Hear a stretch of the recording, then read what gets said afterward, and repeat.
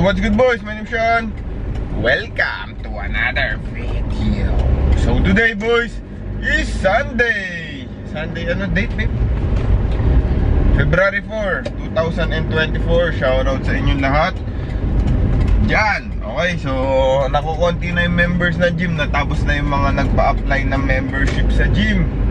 And teka lang, there seems to be a problem. Yung truck ay nasiraan sa gitna ng masikip na daan. So ayun, boy, February 4 nga ngayon. And shout out sa inyong lahat. So leg day, sasabay sa akin si Boss Leg. Nakikita nyo ba yung shirt ko? Ang tatak niya, chinelas skins. Mamaya papakita ko sa inyo. So mag-gym ako na Sunday kasi wala lang, trip lang natin. Open naman yung gym, ba't di tayo mag-gym, diba? So fully recovered naman yung katawan natin. Nag-take tayo ng ilang rest day noong nakaraang linggo, this week. Okay, dapat lumiko na tayo doon. Kung ginagawa nito sa sakyan na to, ba't nag-stop? Liliko siya sa Sunday ngayon, misa. Ayan yung simbahan. Magpasorry ka kay Lord. Ayan, no? Nasa harap kami ng simbahan, boys. So ayan, leg day, progressive leg day pa din, boys. So syempre kailangan natin lumakas para lumaki tayo. Yung dump truck pa naman yung nasira. So kita-kita tayo sa gym, boy. Kasi ayan, okay, natikal na ako, boy. Let's go. So what's good, boys? Pauwi na tayo. Ayan, dadaanan na naman natin ang traffic na bayan ng San Fernando, Pampanga. And ayan, boys, tapos na kami mag-gym. Panoorin nyo muna yung workout. Hey, what's up, my friend? Oh, it's already 5:20 AM in Canada, in your country. In my country, it's already 9:31 PM. So you early wake up because you have to go to the gym, right? And after your gym, you have to go to your work immediately. So damn, my friend, you are so lucky. You are so lucky person. Embrace it.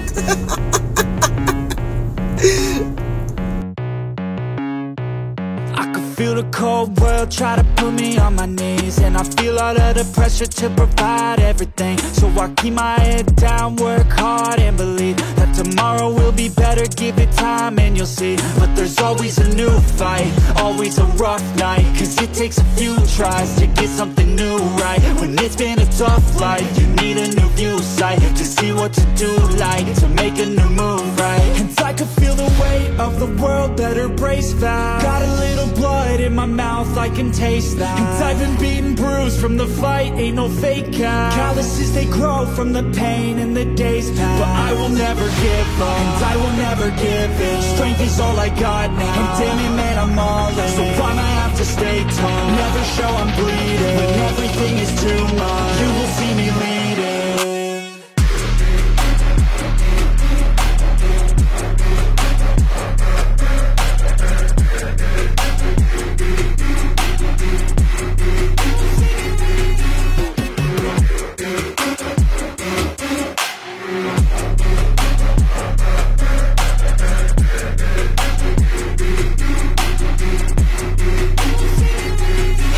Full of challenge, that's the only way to live.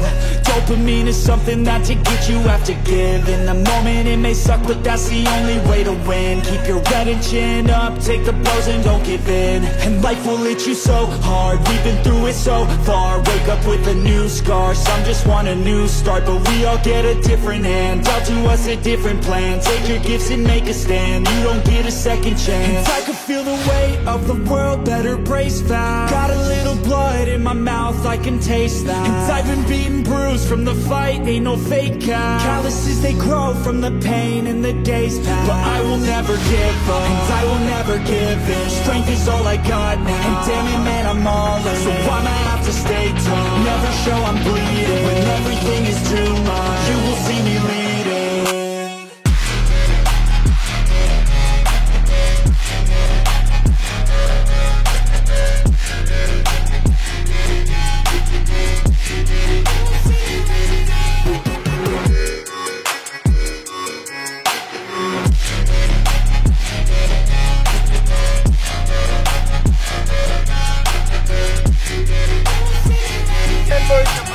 yung workout.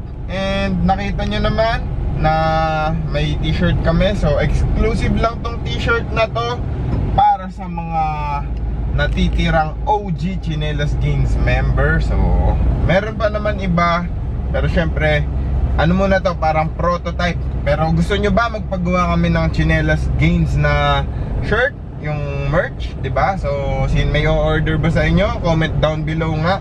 So ito yung sample muna. And shout out kay ayan, yung sample yung suot namin.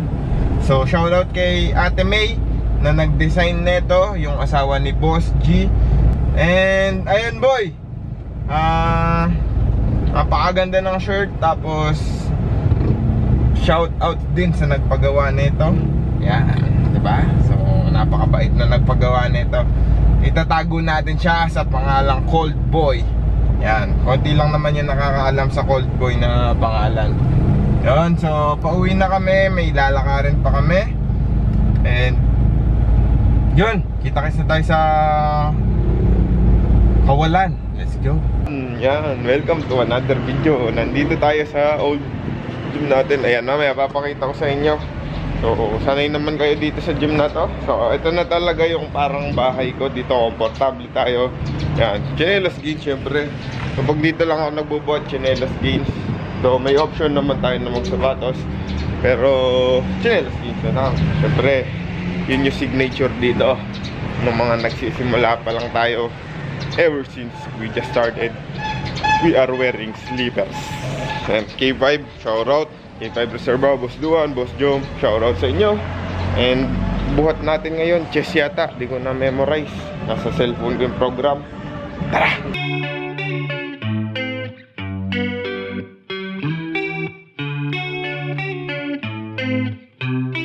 Give me a sign, will everything be alright?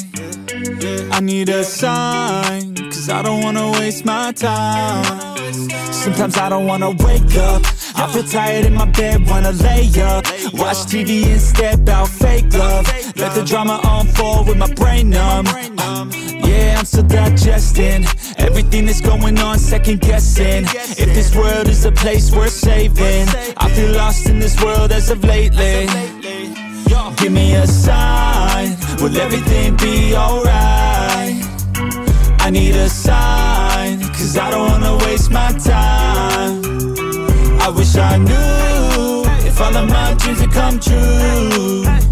I wanna be free, I gotta find a way to believe. All I know is that if I give up then it's over, but if I keep going every day's a bit closer. Highs and the lows feels like a roller coaster, it's never over. I gotta find a way to get inspired in this life. Stop looking out and start looking inside. Find what I love and take a little pride.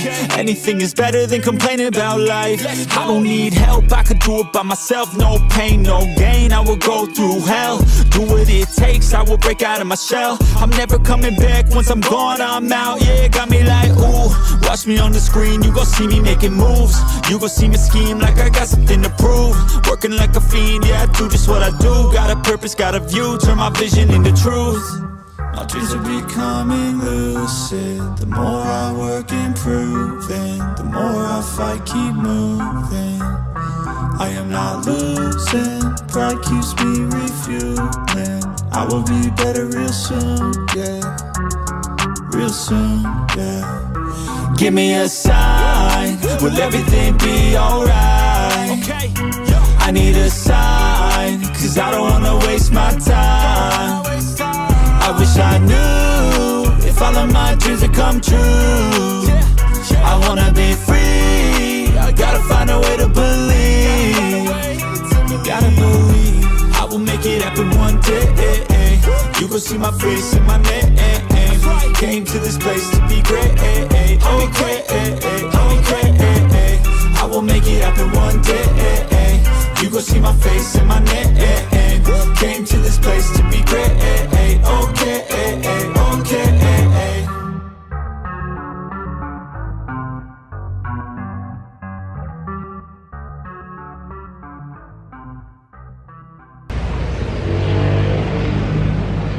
Post workout may pump. Ayan. Ganda ng dent. Hindi ko na lahat na film yung workout. Shoutout K5. Mas bicep pala ako ngayon. Delso. Yeah. Try natin walang damit. So tapos na tayo mag-gym. Dalawang session bale yung napanood mo or napanood nyo. Ito na yung ano natin, outro boys. So teka lang, sobrang traffic dito sa Pampanga, San Fernando, city of the entire universe. So yun nga, napanood nyo yung ating ano, yung ating vlog. Dalawang gym o dalawang workout. Konti lang naman yung na-film kong workout dito. So ang pag-uusapan natin ngayon boys is yung tungkol sa physique. Okay, yung physique natin na iba-iba yung lighting conditions boy, which is yun yung illusion na nagagawa ng social media, ng bodybuilding dito sa fitness industry boy. Syempre, ayan, nakikita nyo yung mga idol nating bodybuilders, napakalalaki nila dahil yan syempre sa angle. Tapos yung mga ina-upload nila is iba-iba yung lighting conditions boy. So ayan, panoorin nyo. Bale, tatlong physique update yata yan. Tatlo yung example natin. Isang bad lighting, isang natural lighting, saka isang best lighting or parang down lighting. Ayan, panoorin nyo. Hey boys! Shoutout sa inyong lahat. Ito na yung sinasabi ko sa inyong illusion of bodybuilding. So yung unang physique update na napapanood nyo, itong current na to boys, nasa bad lighting condition tayo boy. Wala siyang downlight, tapos yung araw pumapaspas sa physique ko or sa katawan ko boy. Kaya hindi masyadong kita yung details. Kaya ang pinaka point ko lang dito sa video na to, nakikita nyo yung mga bodybuilders, halos nasa loob sila, indoor lagi yung ano nila, yung mga pictures na pinopost nila, yung mga fitness influencer na idol natin. Tapos nilalagyan pa nila ng filters, 'di ba? Nakikita nyo naman and everything. So ito, kapag pangit yung lighting condition, hindi masyadong kita yung details. And parang hindi ka nagbubuhat, parang regular na tao ka lang dito, di ba? Nakikita nyo naman dyan sa posing ko, kahit pigang-piga na, wala masyadong muscle boys. And yung susunod na mapapanood nyo naman is yung nasa normal lighting lang naman. Yung, ayan, napapanood nyo na, nakikita nyo yung example. Wala siyang downlight, wala siyang pumapaspas na ilaw, na araw.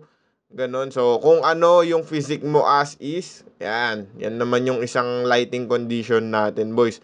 So, lagi nyong tatandaan kung gusto nyong makakuha ng pang-post sa social media, lagi kayong kukuha ng may mga good lighting condition. Makikita nyo naman yan sa camera nyo, hindi yung sun-kissed kayo or wala kayo sa magandang lighting. Dapat, nasa ano kayo, down lighting palagi. Makikita nyo yun sa last example ko, boys. Ayan, yung physique natin as is. So, dito wala tayong ma-edit na contrast or brightness or highlight sa ating video. Kasi nga, yan na as is na yung physique natin. Kung ano talaga yung mga muscle natin, yun na yung lilitaw dyan, boys. So, pagtyagaan nyo na pala yung physique ko kasi naka-bulking face tayo ngayon. Hopefully, lumaki na tayo para soon, when the time comes, the time comes. Okay, boys?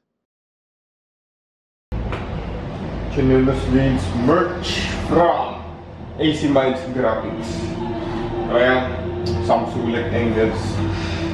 Galing ang cheat day kahapon. Ito naman yung sinasabi ko sa inyo, boys, na may good lighting condition. Tapos samahan nyo pa ng magandang pump. So dito wala tayong pump sa upper body dahil leg day tayo. Pero you get the point naman, diba, na kapag nasa taas yung ilaw, lahat ng muscle is bumabangga sa... Lahat ng ilaw is bumabangga sa muscle. So, makikita yung mga shadow. Tapos, lagyan nyo pa yan ng filter na gusto nyo. Yung mga mabubura na yung mukha nyo, lagyan nyo ng ganon kung gusto nyo. Para mas lalong maging detailed yung physique nyo, diba? So, good lighting plus good filter plus good anything. Tapos kung marunong pa kayong mag-edit ng video, yung video shop, pagandahin nyo pa para mas lalong gumanda yung mga pinopost nyo sa social media. Bahala kayo sa buhay nyo. Pero yun lang naman yung point ko, boys. Kaya kung may idol kayo na bodybuilder, minsan pag nakita nyo sila sa personal is hindi naman ganun kaganda or hindi ganun kalaki. Kasi nga, yung mga angles, yung best angles lang yung pinapost nila. Yun lang naman, boys. So, maraming salamat. Kita kayo sa outro. Basic, boys. Let's go! So, ayan, boy. Nakatakas na tayo sa pagkakapark. Napanood nyo na yung, yung physics natin na iba-ibang lighting. So, nakita nyo yung unang-una, which is yung bad lighting, diba? Napakapangit, sinisinagan tayo ng araw, so hindi masyadong visible yung physics natin, boys. So ayun, nahuli pa nga. Tricycle na huli. Huli ka, balbon. Ticket ka dyan. So ayun, boys. So ayun, ang pangalawang physics natin is yung natural lighting. Wala tayong down lighting. So as is, kung ano yung physics natin or yung katawan natin. Sa mga hindi nakakaalam dyan, ang ibig sabihin ng physics is yung katawan. Okay? So di ba? Natural lighting, hindi masyado din kita yung details. Tapos kung ano yung muscles mo, yun na yun. Hindi na magbabago or parang mahirap siyang i-manipulate. Di ba? So yung last naman na physics na napanood nyo, which is yung may pinaka best lighting condition or yung may down lighting na tinatawag. So yung ilaw nasa medyo harapan mo or nasa taas mo, tapos yan, nababagsakan pababa yung muscle mo. So kita lahat ng details mo. Tapos syempre sasamahan mo pa yun ng magagandang pump, which is isa talaga yon sa mga illusion na nagagawa ng mga bodybuilders sa fitness industry, boys. Kaya minsan nakikita nyo yung mga idol nyo sa social media, napakalalaki, pero kapag nag-compete or napanood nyo mag-compete, nakita nyo sa personal, payat lang pala si si ganyan. Yan. So yan, diba? Huwag kayo masyado magpapalin lang sa social media. Yun lang naman yung bottom line netong video natin, boys. So napanood ko kasi itong topic na to dun sa latest video ni Greg Doucette, yung may nag-upload na pangit daw yung katawan niya, ganto ganyan. Pero syempre lang yun, marketing. Yan. Medyo lang kasi, medyo yung ibang influencer, syempre kukunin talaga nila kung saan sila best looking or kung saan pinakamaganda nakikita yung katawan nila. Syempre sino ba naman mag-upload ng physique na pangit, di ba? Or ng katawan na pangit? Ako lang yata. Ayan, boys, lagi nyo tatandaan, huwag kayo masyadong magpapaniwala. Kahit sa akin, huwag kayo masyadong magpapaniwala. Maniwala lang kayo kapag talagang trusted nyo na ang isang tao. Okay? So kung nagustuhan nyo yung video, kahit medyo walang sense, kahit dahil puro workout, yung workout nandyan lang naman yan. Kahit sinong idol nyo, pwede nyo naman gayahin yung workout. So maraming salamat sa pananood. You gotta like and subscribe, my boys, because I'm going home. And enjoy the rest of the day. Basic!